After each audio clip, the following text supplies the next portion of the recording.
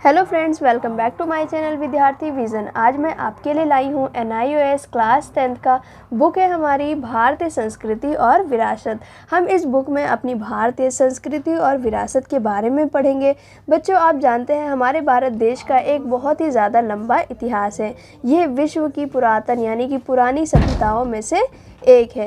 ये जो बुक है हमारी भारतीय संस्कृति और विरासत, आप हमारे गौरवशाली राष्ट्र की संपन्न और समृद्धि संस्कृति और विरासत के विषय में जानकारी इस बुक से प्राप्त करेंगे। फ्रेंड्स, आइए देख लेते हैं। हमारा फर्स्ट चैप्टर है इस बुक का, जिसका नाम है संस्कृति एक परिचय। संस्कृति आप जानते हैं बच्चों, संस्कृति क्या होती है? संस्कृति हमें जीवन जीने का तरीका बताती है।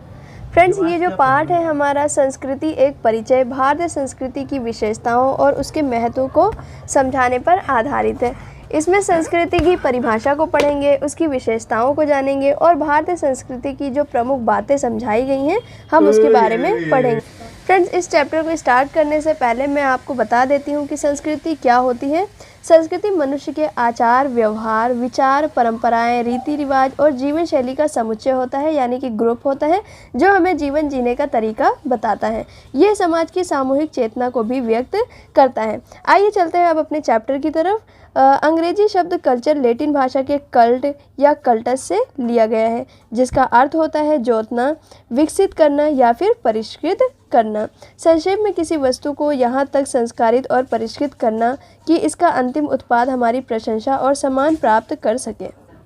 फ्रेंड्स, यहाँ पर हमने देखा कि जो हमारा कल्चर है वो लैटिन भाषा के कल्टस से लिया गया है, जिसका अर्थ होता है विकसित करना। अब आइए हम देखते हैं कि जो संस्कृति है, शब्द संस्कृत भाषा की धातु क्रि करना से बना है, यानी कि जो संस्कृति है वो क्रि धातु से निकला है। क्रि का अर्थ होता है करना। इस धातु से 3 शब्द बनते हैं, जैसे प्रकृति, संस्कृति और विकृति।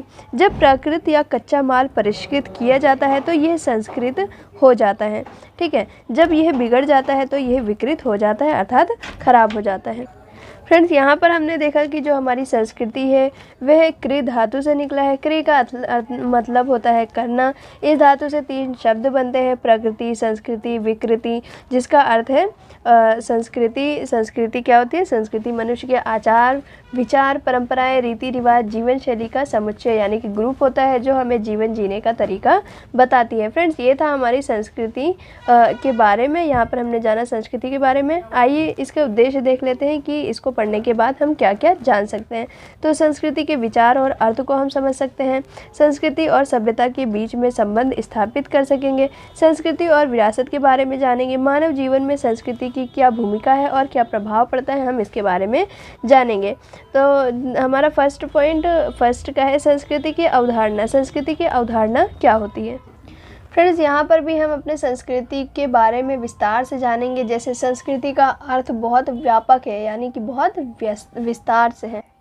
ये किसी समाज या राष्ट्र के जीवन मूल्यों, परंपराओं, रीति रिवाजों, भाषा और हमारे धर्म, दर्शन, जो कला है, साहित्य है, रहन सहन और आचार व्यवहार का एक ग्रुप होता है। ये एक पीढ़ी से दूसरी पीढ़ी को स्थानांतरित होती रहती है और समय के साथ यह विकसित होती रहती है। ये है संस्कृति की अवधारणा। आइए हम देखते हैं कि हम संस्कृति की अवधारणा से और क्या क्या चीज़ें सीख सकते हैं। संस्कृति जीवन की विधि है। जो भोजन आप खाते हैं, जो कपड़े आप पहनते हैं, जो भाषा आप बोलते हैं, जिस भगवान की आप पूजा करते हैं, ये सभी संस्कृति के पक्ष हैं, यानी कि ये सभी संस्कृति के हिस्सा हैं। फ्रेंड्स, मैंने आपको स्टार्टिंग में ही बताया था कि संस्कृति क्या बताती है हमें। संस्कृति जीवन जीने का तरीका बताती है।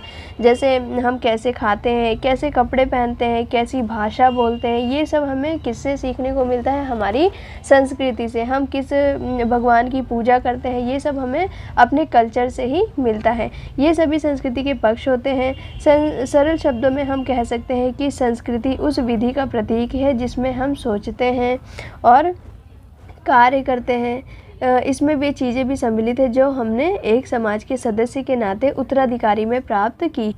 फ्रेंड्स, इससे हमें ये पता चलता है कि संस्कृति केवल एक पीढ़ी तक नहीं रहती, बल्कि जो हमारी संस्कृति होती है वो एक पीढ़ी से दूसरी पीढ़ी तक स्थानांतरित होती रहती है। जो कल्चर हमारे पूर्वज फॉलो करते आ रहे हैं, हम आगे उसी कल्चर्स को फॉलो करते हैं।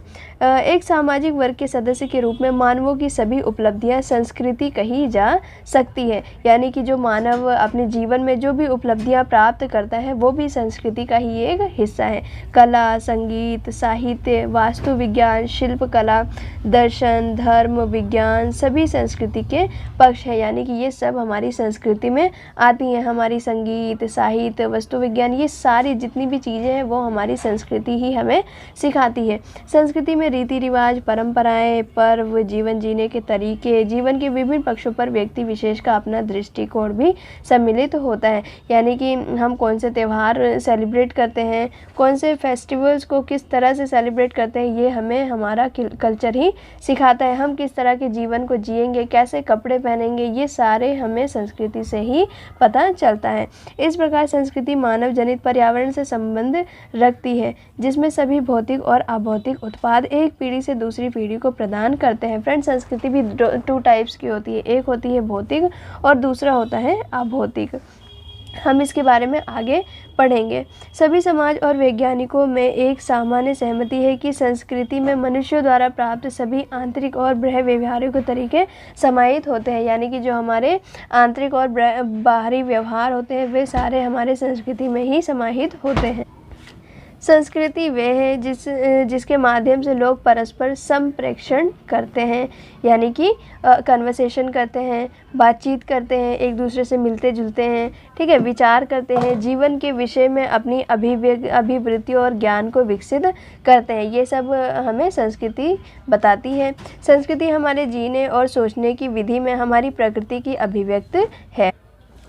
ये हमारे साहित्य में, धार्मिक कार्यों में, मनोरंजन और आनंद प्राप्त करने के तरीकों में भी देखी जा सकती है।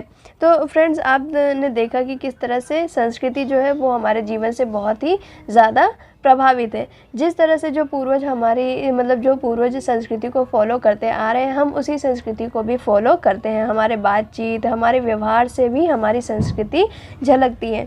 संस्कृति के दो भिन्न उपभाग होते हैं, जैसे भौतिक और अभौतिक। मैंने बताया था आपको भौतिक, अभौतिक। अब हम इसके बारे में विस्तार से पढ़ेंगे। जैसे भौतिक संस्कृति उन विषयों से जुड़ी होती है जो हमारे जीवन के भौतिक पक्षों से संबंध है। भौतिक पक्षों से जो संबंधित होते हैं, जैसे हमारी वेशभूषा, भोजन, घरेलू सामान आदि, ये सब हमारे किस में आते हैं? भौतिक संस्कृति में आते हैं। भौतिक संस्कृति में कौन कौन क्या क्या चीज़ आते हैं?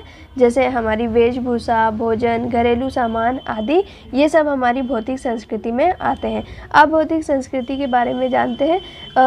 अभौतिक संस्कृति का संबंध विचारों, आदर्शों, भावनाओं और विश्वासों से संबंधित होते हैं। अभौतिक संस्कृति कौन से होते हैं? विचार, आदर्श, भावना और विश्वास जो होती हैं वह हमारी अभौतिक संस्कृति होती हैं।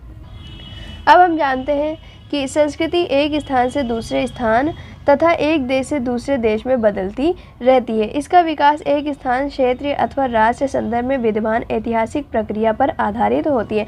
फ्रेंड्स, यहाँ पर बताया गया है कि जो संस्कृति है वो एक स्थान से दूसरे स्थान और एक देश से दूसरे स्थान में देश में बदलती रहती है। अब ये कैसे होता है? जैसे आप यहाँ इंडिया में रह रहे हैं, बाई चांस आप कहीं और जैसे यूएस में जाके बसने लगे, तो आपकी जो इंडिया की संस्कृति है वह यूएस में भी तो फैलेगी।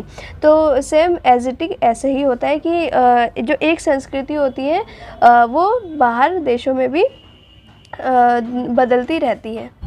इसीलिए कहा गया है इसका विकास एक स्थान से या एक क्षेत्र से किसी बाहरी जगहों पे भी हो सकता है। उदाहरण के लिए हमारे अभिवादन की विधियों में, हमारे वस्त्रों में, खाने की आदतों में, सामाजिक और धार्मिक रीति रिवाजों में, मान्यताओं में। अब संस्कृति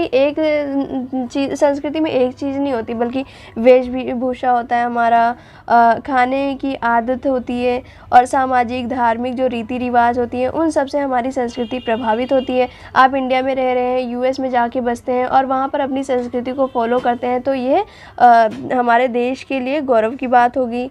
और इसी तरह से जो संस्कृति होती है वो बदलती रहती है और बाहरी देशों में भी फैलती रहती है।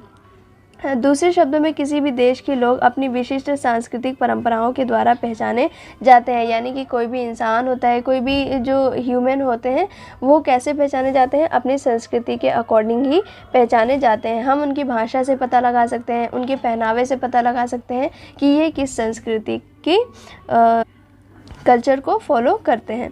आइए देखते हैं इसके कुछ क्वेश्चन से। पाठगत प्रश्न 1.1 का क्वेश्चन 1 है, आप कैसे कह सकते हैं कि कल्चर और संस्कृति का अर्थ समान होता है। फ्रेंड्स, चैप्टर स्टार्ट होने से पहले हमने देखा था कि कल्चर और संस्कृति के बारे में। कल्चर का शाब्दिक अर्थ क्या होता है, विकसित करना या परिष्कृत करना। सांस्कृतिक का भी शाब्दिक अर्थ था क्या, सुसंस्कृत करना यानी कि निर्माण करना। तो दोनों का लगभग मीनिंग सेम ही। इसी प्रकार हम कह सकते हैं कि जो कल्चर है और संस्कृति का अर्थ समान है। इसका क्वेश्चन 2 देखते हैं, फिल इन द ब्लैंक से। मनुष्य और समूहों की सभी उपलब्धियां डैश कहलाती हैं, तो क्या कहलाती हैं, संस्कृति कहलाती हैं। मनुष्य और समूहों की सभी उपलब्धियां क्या कहलाती हैं, संस्कृति कहलाती हैं। सेकंड देखते हैं, संस्कृति के 2 भिन्न पक्ष होते हैं। संस्कृति जो 2 टाइप्स में होते हैं, जैसे भौतिक संस्कृति होती है और अभौतिक संस्कृति होती है। भौतिक संस्कृति में हमने क्या क्या देखा था, भौतिक संस्कृति में हमने वास्तुकला, पहनावा, भोजन, रहन सहन, तो ये सारी चीज़ें हमने देखी थी। और अभौतिक में हमने क्या देखा था, मूल्य, विश्वास, धर्म, भाषा, ये सब हमारे किसके, अभौतिक संस्कृति के उदाहरण थे। आइए हम सेकंड टॉपिक देखते हैं, संस्कृति और सभ्यता। हम संस्कृति और सभ्यता के बारे में पढ़ेंगे। फ्रेंड्स, यहाँ पर जो संस्कृति है ये हमारा तो हो गया कल्चर, ठीक है। और उसके बाद जो हमारी सभ्यता है वो हमारी क्या हो गई, सिविलाइजेशन। सिविलाइजेशन। अक्सर लोग जो होते हैं वो संस्कृति और सभ्यता को एक ही अर्थ में प्रयोग करते हैं, लेकिन दोनों में स्पष्ट अंतर होता है, यानी कि दोनों में बहुत बड़ा अंतर होता है। संस्कृति और सभ्यता दोनों शब्द प्रायः पर्याय के रूप में प्रयुक्त किए जाते हैं, फिर भी दोनों में भिन्नता होते हुए दोनों के अर्थ अलग अलग हैं। सभ्यता का अर्थ होता है जीने के बेहतर तरीके, जैसे मैंने आपको बताया था, और कभी कभी अपनी आवश्यकताओं को पूरा करने के लिए अपने समक्ष प्रकृति को भी झुका देना।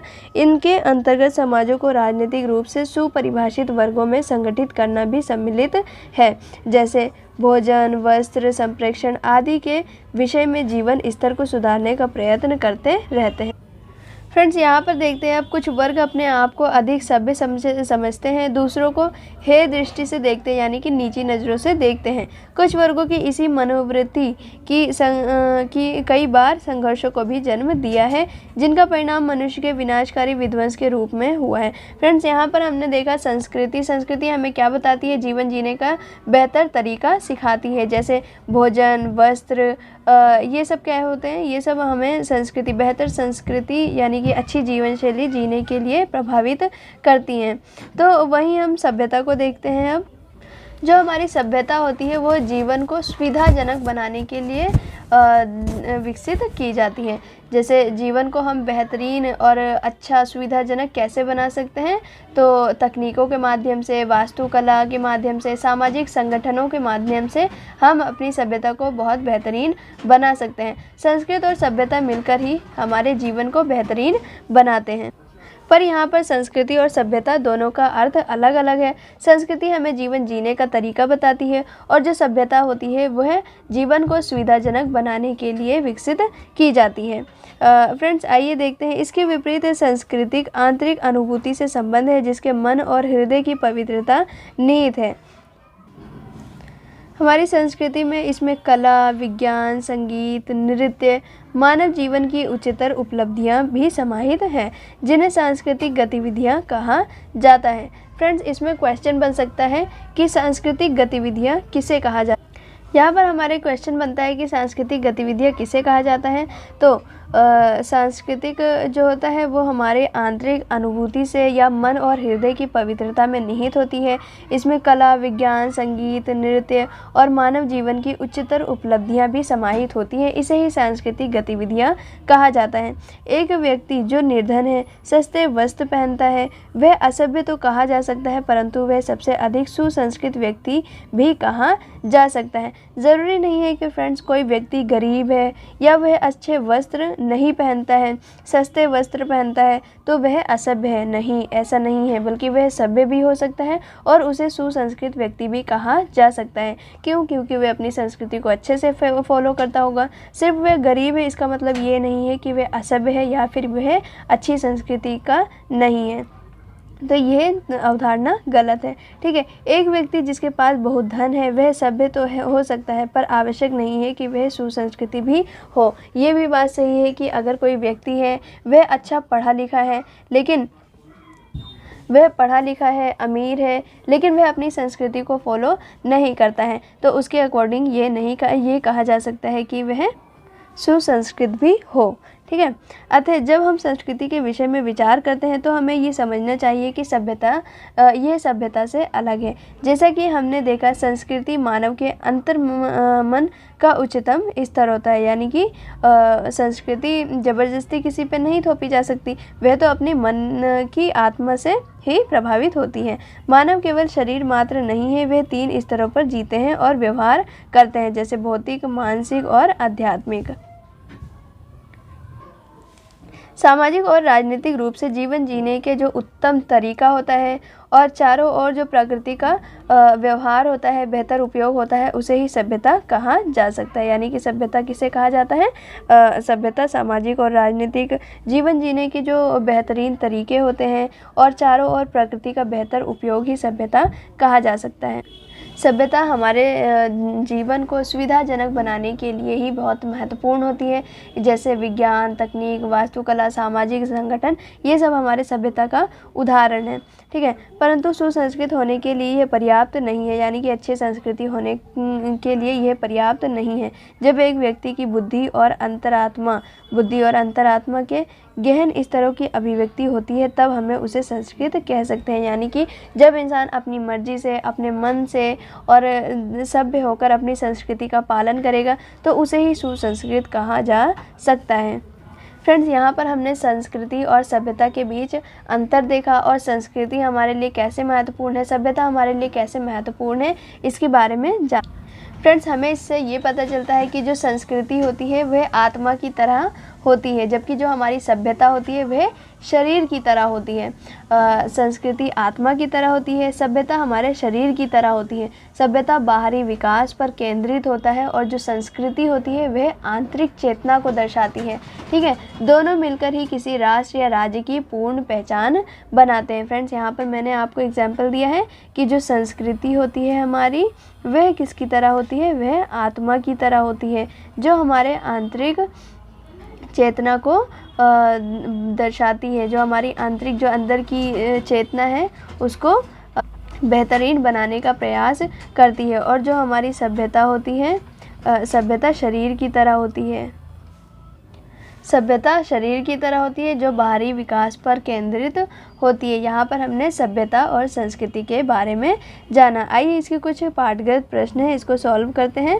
क्वेश्चन 1 है, संस्कृति और सभ्यता में क्या अंतर है? तो संस्कृति वह है जो हमें और सभ्यता, संस्कृति वह होती है जो हमें जीवन जीने का तरीका बताती है और सभ्यता वह होती है जो हमारे जीवन को सुविधाजनक बनाने में हमारी मदद करती है। तो क्वेश्चन 2 है, संस्कृति और सभ्यता में 2 समानताएं लिखिए। हमें यहाँ पे संस्कृति और सभ्यता में 2 समानताएं लिखनी है। तो फ्रेंड्स, यहाँ पर हम बता सकते हैं कि जो हमारी संस्कृति होती है और जो हमारी सभ्यता होती है वह दोनों में ही परिवर्तन होता है। सभ्यता संस्कृति की उच्च अवस्था होती है, यानी जो हमारी सिविलाइजेशन होती है वह संस्कृति से उच्च अवस्था होती है। यानी कि संस्कृति और सभ्यता ही मिलकर एक व्यक्ति को पूर्ण पहचान देते हैं। फ्रेंड्स, अभी तक हमने संस्कृति के बारे में पढ़ा और फिर उसके बाद हमने संस्कृति और सभ्यता के बारे में जाना। आइए अब देखते हैं हम संस्कृति और विरासत दोनों किस तरह से हमें क्या बताना चाहते हैं। फ्रेंड्स, यहाँ पर जो संस्कृति और विरासत दोनों ही किसी समाज या राष्ट्र की पहचान को दर्शाते हैं, लेकिन इन दोनों के बीच बहुत ही महत्वपूर्ण अंतर भी है। सांस्कृतिक विकास एक ऐसी ऐतिहासिक प्रक्रिया है, यानी कि जो सांस्कृतिक विकास है वो एक ऐसी ऐतिहासिक प्रक्रिया है जो हमारे पूर्वजों ने बहुत सी बातें अपने पुरखों से सीखी है, यानी कि अपने पूर्वजों से सीखी है। समय के साथ उन्होंने अपने अनुभवों से उसमें वृद्धि की है, उसमें बदलाव की है। जो अनावश्यक था, यानी कि जो इम्पोर्टेंट नहीं था, उसको उन्होंने छोड़ दिया। हमने भी अपने पूर्वजों से बहुत कुछ सीखा है। जैसे समय बीतता है, हम उनमें नए विचार, नई भावनाएं जोड़ते चले जाते हैं, और इसी प्रकार जो हम उपयोगी नहीं समझते उसे छोड़ते जाते हैं। इस प्रकार जो हमारी संस्कृति एक पीढ़ी से दूसरी पीढ़ी तक हस्तांतरित होती रहती है। जो संस्कृति हम अपने पूर्वजों से प्राप्त करते हैं उसे सांस्कृतिक विरासत कहते हैं। फ्रेंड्स, यहाँ पर हमारा क्वेश्चन बनता है कि सांस्कृतिक विरासत किसे कहते हैं। संस्कृति एक पीढ़ी से दूसरी पीढ़ी तक हस्तांतरित होती रहती है, और जो संस्कृति हम अपने पूर्वजों से प्राप्त करते हैं उसे ही सांस्कृतिक विरासत कहते हैं। सांस्कृतिक विरासत किसे कहते हैं? सांस्कृतिक विरासत, जो संस्कृति हम अपने पूर्वजों से प्राप्त करते हैं उसे ही सांस्कृतिक विरासत कहा जाता है। ये आपके लिए इम्पॉर्टेंट है, आपके एग्जाम्स में आ सकते हैं। ठीक है, ये विरासत कई स्तरों पर विद्यमान होती है। मानवता ने संपूर्ण रूप से जिस संस्कृति को विरासत के रूप में अपनाया है उसे मानवता की विरासत कहते हैं। फ्रेंड्स, यहाँ पर भी क्वेश्चन बनता है कि मानवता की विरासत किसे कहते हैं। मानवता की विरासत किसे कहते हैं? मानवता ने संपूर्ण रूप में जिस संस्कृति को विरासत के रूप में अपनाया है उसे ही मानवता की विरासत कहते हैं। एक राष्ट्र भी संस्कृति को विरासत के रूप में प्राप्त करता है, जिसे राष्ट्र सांस्कृतिक विरासत कहते हैं। जो राष्ट्र होता है वो भी संस्कृति को विरासत के रूप में प्राप्त करता है, उसे राष्ट्रीय विरासत कहा जाता है। सांस्कृतिक विरासत में वे सभी पक्ष या मूल्य सम्मिलित होते हैं जो मनुष्यों को पीढ़ी दर पीढ़ी अपने पूर्वजों से प्राप्त होता है। वे मूल्य पूजे जाते हैं, संरक्षित किए जाते हैं या अटूट निरंतर से सुरक्षित रखे जाते हैं। यानी कि जो अपने पूर्वजों से प्राप्त विरासत होती है, ठीक है, वे मूल्य पूजे जाते हैं और संरक्षित किए जाते हैं, सुरक्षित रखे जाते हैं। आने वाली पीढ़ियाँ इस पर गर्व करती है, यानी कि जो आने वाली पीढ़ियों के लिए ये एक गर्व से भरा बात होती है। ठीक है, इनके कुछ उदाहरण हैं, जैसे ताजमहल, स्वामी नारायण मंदिर, गांधीनगर और दिल्ली, आगरे का लाल किला, ये सब क्या है? हमारी सांस्कृतिक विरासत ही है, जिनसे हमें बहुत कुछ सीखने को मिलता है। जब हम इन्हें देखते हैं तो हमारे माइंड में बहुत सारे इमेजिनेशंस आते हैं कि ये क्यों बनाया गया होगा, किसके लिए बनाया होगा, किस रीज़न से इसको बनाया गया होगा, है ना। ऐसे ऐसे माइंड में क्रिएट होता रहता है। दिल्ली का कुतुब मीनार, ये भी हमारी विरासत संस्कृति है। ठीक है, मैसूर महल, दिलवाड़े का जैन मंदिर, निज़ामुद्दीन औलिया की दरगाह है, अमृतसर का स्वर्ण मंदिर है जो पंजाब में है, दिल्ली का शीशगंज गुरुद्वारा, सांची स्तूप, गोवा में क्रिश्चियन चर्च, इंडिया गेट आदि हमारी विरासत के महत्वपूर्ण स्थान हैं। ये सब हमारे सांस्कृतिक विरासतों में से एक हैं। ये किसी भी प्रकार संरक्षित किए जाने चाहिए, यानी कि ये इतने सालों से ये हो गए बने हुए, आज भी ये संरक्षित हैं, सुरक्षित हैं। वास्तु संबंधित इन रचनाओं, इमारतों, शिल्पकृतियों के अलावा बौद्धिक उपलब्धियां जैसे दर्शन, ज्ञान के ग्रंथ, वैज्ञानिक आविष्कार, खोज भी विरासत का ही हिस्सा है। इन सबको भी बहुत अच्छे से संभाल के रखा गया है। भारतीय संदर्भ में गणित, खगोल विद्या और ज्योतिष के क्षेत्र में बोधायन, आर्यभट्ट, भास्कराचार्य का योगदान, इन सबको बहुत ही अच्छे से संरक्षित करके रखा गया है।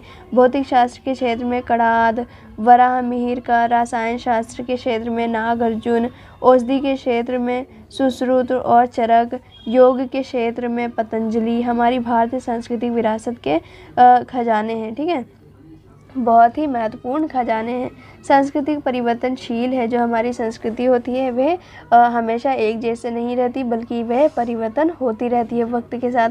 लेकिन हमारी विरासत परिवर्तनशील नहीं है। जो हमारी विरासत है वो जैसे पहले बनाई जा चुकी है वह आज भी वैसी ही रहेंगी, उसमें कुछ भी बदलाव नहीं होगा। इसीलिए कहा गया है कि यह परिवर्तनशील नहीं है। हम प्रत्येक जो किसी संस्कृति या निश्चित समूह में संबंध रखते हैं, दूसरे समुदाय संस्कृति से सांस्कृतिक गुणों को ले सकते हैं, लेकिन हमारा जुड़ाव भारतीय सांस्कृतिक विरासत के साथ नहीं बदलेगा। यानी कि जो हमारी मूल संस्कृति है हमें उसे नहीं बदलना चाहिए।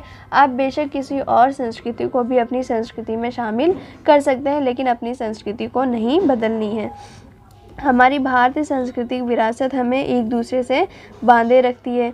जैसे भारतीय साहित्य, धर्म ग्रंथ, वेद, उपनिषद, गीता, योग आदि ने सभ्यता की उन्नति में सही ज्ञान, सही क्रिया, व्यवहार, अभ्यास सभ्यता के परिपूरक के रूप में देकर योगदान दिया है। यानी कि जो हमारी भारतीय साहित्य सांस्कृतिक विरासत है, इसने हमें बहुत कुछ दिया है और ये आज नहीं बल्कि बरसों से हमें इन चीज़ों से, इन संस्कृतियों से बांधी हुई है और आज भी लोग इन्हें फॉलो करते हैं।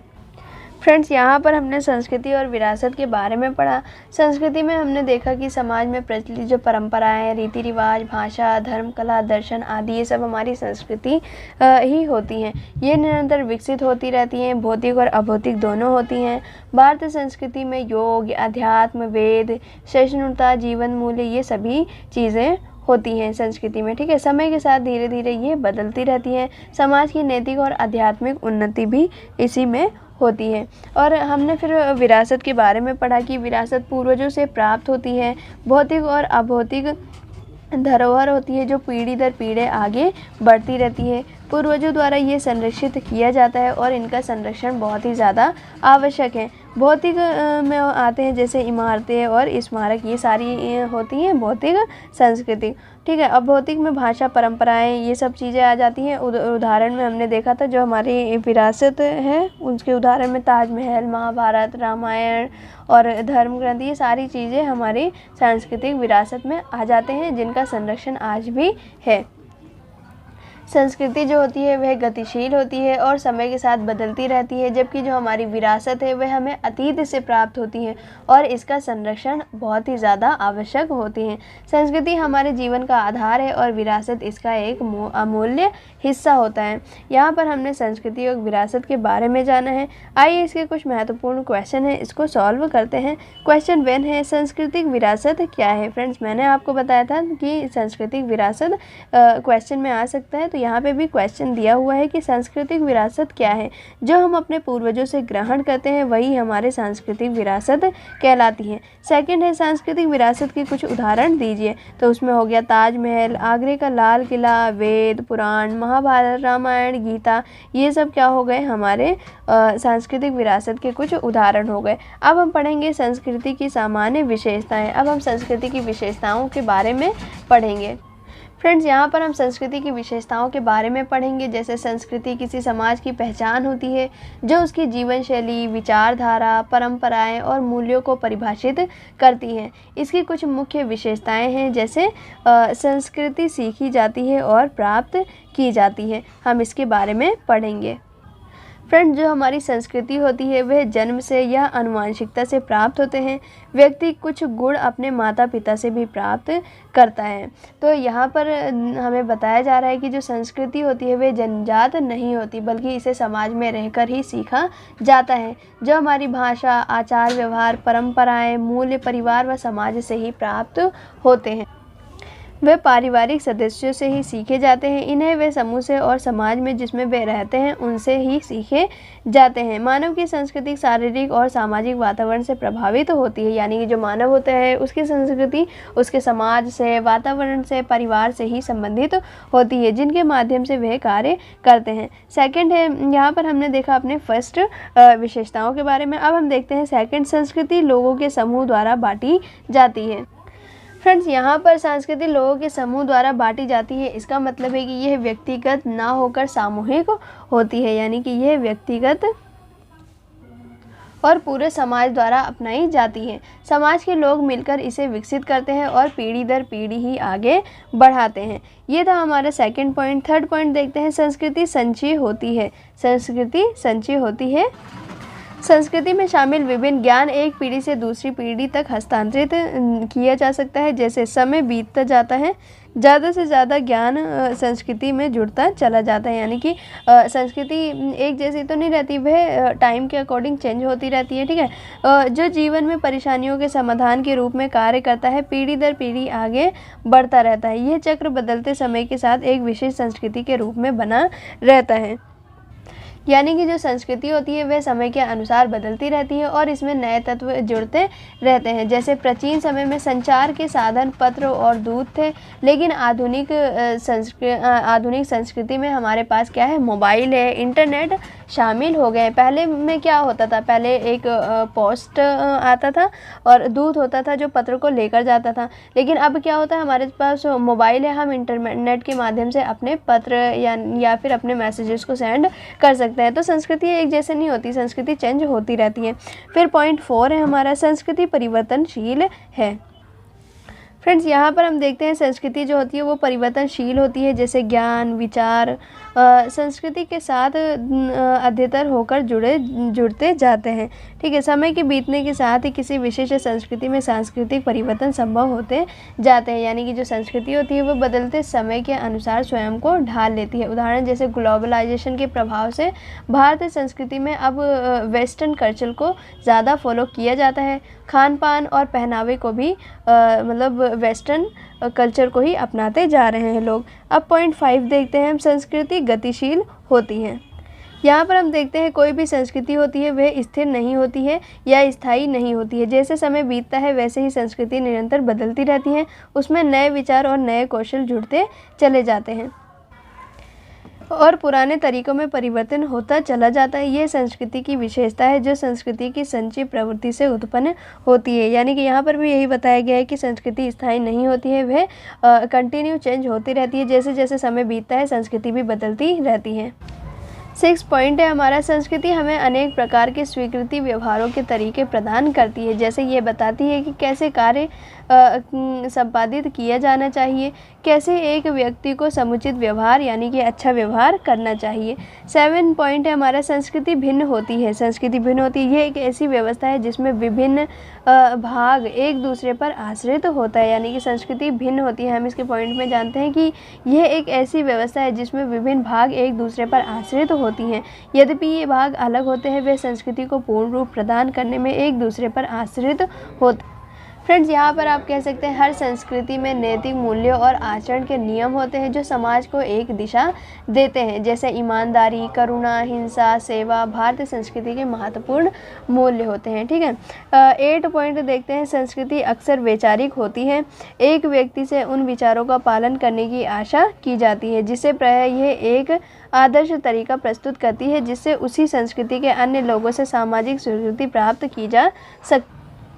फ्रेंड्स, आपने देखा कि यह व्यक्तिगत ना होकर सामूहिक होती है और पूरे समाज द्वारा अपनाई जाती है। यानी कि ये जो संस्कृति होती है वह किसी पर्सनल व्यक्ति के पास नहीं होती, बल्कि ये ग्रुप के अकॉर्डिंग होती है। ये व्यक्तिगत ना होकर सामूहिक होती है और पूरे समाज द्वारा ये संस्कृति अपनाई जाती है। समाज के लोग मिलकर इसे विकसित करते हैं और पीढ़ी दर पीढ़ी ही आगे बढ़ाते हैं। जो हमारी संस्कृति होती है वह समय के अनुसार बदलती है और नए तत्व इसमें जुड़ते चले जाते हैं। विभिन्न समुदायों, धर्मों, परंपराओं के बावजूद संस्कृति समाज को जोड़ कर रखती है। ये इसका महत्वपूर्ण विशेषता है। भारतीय संस्कृति इसका सबसे अच्छा उदाहरण है, जहाँ अलग अलग भाषाएं, धर्म, परंपराएं होती हुई भी एकता बनी होती है। ये सब हमारी संस्कृति की वजह से ही संभव है। यानी कि संस्कृति पूरे देश को बांध कर रखती है। हर संस्कृति में नैतिक मूल्य और आचरण के नियम होते हैं जो समाज को एक दिशा देते हैं। संस्कृति में पुरानी परंपराएं और विरासत शामिल होते हैं जो समाज को अपने जड़ों से जोड़कर रखती है। फ्रेंड्स, संस्कृति केवल विचारों तक ही सीमित नहीं होती, बल्कि इसे भाषा, कला, संगीत, नृत्य, वास्तुकला आदि के माध्यम से भी व्यक्त किया जा सकता है। फ्रेंड्स, जो हमारी संस्कृति है वो कोई छोटी नहीं है, बल्कि बहुत विस्तार है इसमें। ठीक है, संस्कृति समाज की पहचान, उसकी आत्मा होती है। ये समय के साथ बदलती रहती है लेकिन अपनी मौलिकता को बनाए रखती है। यानी कि जो मूल अवस्था होती है उसको बनाए रखती है। इसकी विशेषताएं इसे न केवल एक समाज को परिभाषित करने में मदद करती है, बल्कि जो पूरा मानव समाज को जोड़ने का भी काम करती है। इसलिए हमारी संस्कृति बहुत विशाल है, बहुत बड़ी है, बहुत ही ज़्यादा, मतलब एक लोगों को नहीं बल्कि पूरे विश्व के लोगों को, एक देश को दूसरे देश के लोगों से जोड़कर रखती है हमारी संस्कृति। और फ्रेंड्स, हमारी देश की जो संस्कृति है, भारतीय संस्कृति है, वो पूरे विश्व में बहुत फेमस है। फ्रेंड्स, यहाँ पर हमने संस्कृति की कुछ महत्वपूर्ण विशेषताओं के बारे में जाना है। आइए इसके कुछ पाठगत प्रश्न हैं उसको सॉल्व करते हैं। क्वेश्चन 1 है, अनुमति देने योग्य व्यवहारिक आदर्शों से क्या अभिप्राय है। तो यहाँ पर हम लिख सकते हैं जो संस्कृति आदर्श व्यवहार के तरीके प्रदान करती है जिनका व्यक्तियों के द्वारा अनुसरण किया जाना चाहिए। तो सेकंड में हमें बताना है, आप कैसे कह सकते हैं कि संस्कृति गतिशील है। संस्कृति निरंतर बदलती रहती है, समय समय पर नए विचार और नई पद्धतियाँ उसमें जुड़ती रहती हैं। हम कह सकते हैं कि संस्कृति गतिशील है। ठीक है, अब हम देखेंगे यहाँ पर मानव जीवन में संस्कृति का महत्व, कि मानव जीवन में संस्कृति का क्या महत्व है। संस्कृति जीवन के निकट से जुड़ी होती है। यह कोई ब्रह्म वस्तु नहीं है और न ही कोई आभूषण है जिसे मनुष्य प्रयोग कर सके। यह केवल रंगों का स्पर्श मात्र भी नहीं है। यह वह गुण है जो हमें मनुष्य बनाता है, यानी कि जो हमारी संस्कृति है हमें मनुष्य बनाने में मदद करती है। संस्कृति के बिना मनुष्य ही नहीं रहेगा। संस्कृति परंपराओं से, विश्वासों से, जीवन की शैली से, आध्यात्मिक पक्ष से, भौतिक पक्ष से निरंतर जुड़ी होती है। यह हमें जीवन का अर्थ, जीवन जीने का तरीका सिखाती है। मानव ही संस्कृति का निर्माता है और साथ ही संस्कृति मानव को मानव बनाती है, यानी कि जो हमारी संस्कृति है वह हमें जीवन जीने का तरीका बताती है। ठीक है, और मानव ही संस्कृति का निर्माता है। संस्कृति का एक मौलिक तत्व है धार्मिक विश्वास और प्रतीकात्मक अभिव्यक्ति। हमें धार्मिक पहचान का सम्मान करना चाहिए। ठीक है, यहाँ पे एक क्वेश्चन है कि सांस्कृतिक वार्तालाप कहा जाता है। सांस्कृतिक वार्तालाप क्वेश्चन में पूछेंगे कि सांस्कृतिक वार्तालाप किसे कहा जाता है। अंतः धार्मिक विश्वासों की बातचीत को ही सांस्कृतिक वार्तालाप कहा जाता है। ठीक है, यहाँ पर हमें बताना है कि मानव जीवन में संस्कृति का क्या महत्व है।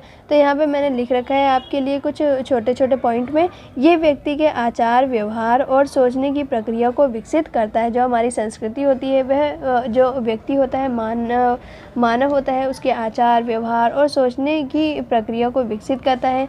मनुष्य को नैतिक, करुणा और अनुशासन जैसे गुण संस्कृति ही सिखाती है। समाज के लोगों को एक सूत्र में कौन बांधता है? संस्कृति ही बांधती है। सामूहिक चेतना को विकसित भी करती है। यह हमें धर्म, दर्शन, नैतिक मूल्यों से जोड़ती है जिससे जीवन को एक उद्देश्य मिलता है। अच्छाई बुराई में भी अंतर करना हमें कौन सिखाता है? तो हमारी संस्कृति ही सिखाती है। ठीक है, यहाँ पे हमने संस्कृति के बारे में समझा, पढ़ा और हमारी संस्कृति से हमें क्या क्या चीज़ें मिलती है, संस्कृति की विशेषताओं के बारे में पढ़ा। सांस्कृतिक और विशेषताओं में भी डिफरेंस हमने देखा। तो ये था हमारा चैप्टर। अब हम आइए इसके पाठगत प्रश्न को सॉल्व करते हैं। क्वेश्चन 1 है, संस्कृति एक सभ्य जीवन हेतु क्या प्रदान करती है। तो संस्कृति हमें श्रेष्ठ जीवन जीने के लिए विचार आदर्श और मूल्य प्रदान करती है। ठीक है, तो जो हमारी संस्कृति है वह हमें श्रेष्ठ जीवन जीने के लिए विचार आदर्श और मूल्य प्रदान करती है। सेकंड है, कौन सा व्यक्ति समाज में असंस्कृत कहलाएगा। तो इसमें हम लिख सकते हैं कि वह व्यक्ति जिसके विचारों में, अनुभव में, कार्य में आत्मनियंत्रण नहीं है वह असंस्कृत कहलाएगा। आत्मनियंत्रण, वह व्यक्ति जिसके विचारों में, अनुभव में और कार्यों में आत्मनियंत्रण नहीं है वह असंस्कृत व्यक्ति कहलाएगा। फ्रेंड्स, यहाँ पर हमारा चैप्टर कंप्लीट होता है। आइए हम देख लेते हैं कि हमने क्या क्या सीखा। तो पॉइंट 1 में देखते हैं कि संस्कृति शब्द लैटिन भाषा के कल्ट यानी कि कल्टस शब्द से लिया गया है जिसका अर्थ होता है विकसित करना या परिष्कृत करना। फ्रेंड्स, यहाँ पर हमने चैप्टर के स्टार्टिंग में ही देख लिया था कि जो कल्चर शब्द है वो कल्ट से निकला है और जिसका अर्थ होता है विकसित करना या परिष्कृत करना। सेकंड पॉइंट में देखते हैं संस्कृति संस्कृत भाषा की क्रिय धातु से निकला है। ठीक है, जिसका अर्थ होता है करना, ये भी हमने जाना था।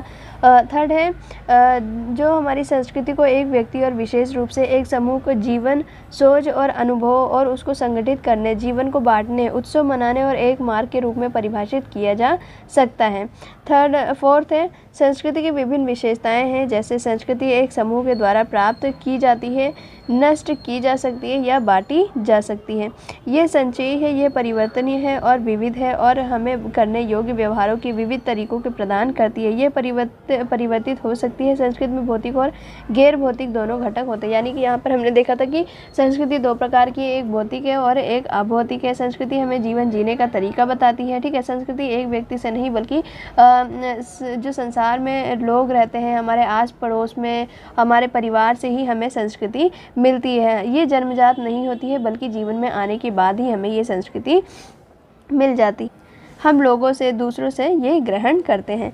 5th में देखते हैं हम, संस्कृति ही है जो साहित्य के विविध रूप जैसे संगीत, नृत्य, कलाकृति, स्थापत्य, दूसरी कलाकृतियाँ, साथ ही बहुत से संगठनों और संरचनाओं को उत्पन्न करती है। यानी कि हमारे संस्कृति के माध्यम से ही, जैसे संगीत, नृत्य हो गया, ये सब हमारे क्या है, संस्कृति का हिस्सा है और ये सभी चीज़ें हमें एक दूसरे से जोड़कर रखती है, जो समाज की क्रियाओं को सुगम और सुव्यवस्थित बनाती है। यानी कि ये समाज को भी एक दूसरे से जोड़ कर रखती है। यहाँ पर हमने संस्कृति के बारे में पढ़ा, सांस्कृतिक विरासत के बारे में पढ़ा, ठीक है। तो इन सब चीज़ों से हमें अपने देशों के बारे में पता चलता है और संस्कृति किस तरह से हमारे लिए महत्वपूर्ण है और इसकी क्या क्या विशेषताएं हैं, ठीक है। तो हमने इनके बारे में जाना। संस्कृति हमें अच्छा जीवन जीने का तरीका बताती है। आत्मनियंत्रण, दूसरों की भावनाओं, अधिकारों के प्रति उदार हृदय होना संस्कृति ही सर्वोत्तम पहचान है। तो ये सब कुछ हमें संस्कृति से जानने को मिलता है। फ्रेंड्स, यहाँ पर हमारे कुछ पाठांत प्रश्न हैं, हम इसको सॉल्व करते हैं। क्वेश्चन 1 है, आप संस्कृति की अवधारणा को कैसे परिभाषित करेंगे। फ्रेंड्स, ये भी हमारा एक टॉपिक थी कि संस्कृति की अवधारणा, इसमें भी हमने बहुत सारी चीज़ें पढ़ी थी, वो चीज़ें ही हमें यहाँ पे लिख। फ्रेंड्स, जो संस्कृति है वह किसी समाज या राष्ट्र की जीवन शैली, आचार विचार, परंपराएं, रीति रिवाज, भाषा, धर्म, दर्शन, कला, साहित्य का समुच्चय होता है, यानी कि ग्रुप होता है। ये व्यक्ति और समाज के नैतिक, आध्यात्मिक और बौद्धिक विकास को दर्शाती है। तो यही है हमारी संस्कृति की अवधारणा। हम इसको ऐसे ही परिभाषित कर सकते हैं। अगर हम इसमें लिखना चाहें तो और भी चीज़ें लिख सकते हैं, जैसे संस्कृति केवल भौतिक वस्तुओं तक सीमित नहीं होती बल्कि ये हमारे विचारों, मूल्यों, व्यवहार में भी प्रकट होती है।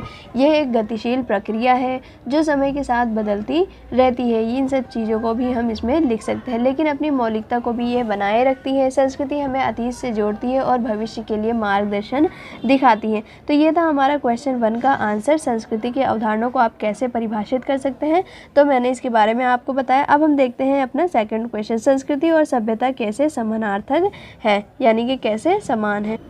फ्रेंड्स, यहाँ पर हम बता सकते हैं कि जो संस्कृति और सभ्यता कैसे एक दूसरे से समानार्थक हैं। तो अक्सर संस्कृति और सभ्यता को अलग अलग समझा जाता है, लेकिन ये दोनों एक दूसरे से गहराई से जुड़े होते हैं। कुछ मामलों में समानार्थक भी माने जा सकते हैं। इनकी समानता निम्नलिखित बिंदुओं के आधार पर समझी जा सकती है, जैसे संस्कृति और सभ्यता दोनों ही किसी समाज या राष्ट्र की पहचान को दर्शाते हैं। जो संस्कृति होती है और जो सभ्यता होती है वह दोनों ही समाज या राष्ट्र की पहचान को दर्शाते हैं। ये किसी समाज के आचार विचार, जीवन शैली और विकास की स्थिति को भी परिभाषित करते हैं। दोनों ही एक पीढ़ी से दूसरी पीढ़ी को हस्तांतरित होती हैं, जैसे परंपराएं, नैतिक मूल्य, शिक्षा प्रणाली, विज्ञान, कला, साहित्य। तो ये सभी जो होते हैं वे दोनों ही एक पीढ़ी से दूसरी पीढ़ी में हस्तांतरित होती हैं। और संस्कृति और सभ्यता स्थिर नहीं होती बल्कि समय के साथ इनका विकास होता रहता है। आधुनिक तकनीक विकास ने जहां सभ्यता को उन्नत किया है, वहीं सांस्कृतिक मूल्यों में भी परिवर्तन आया है। फ्रेंड्स, यहाँ पर हम ये भी बता सकते हैं कि जो हमारी संस्कृति के बिना सभ्यता ही अधूरी है और सभ्यता के बिना संस्कृति का पूर्ण विकास भी संभव नहीं है। फ्रेंड्स, यहाँ पर हमें संस्कृति और सभ्यता के बारे में बताना था, तो इसका ये था आंसर। अब हम थर्ड देखते हैं अपना सांस्कृतिक विरासत क्या है।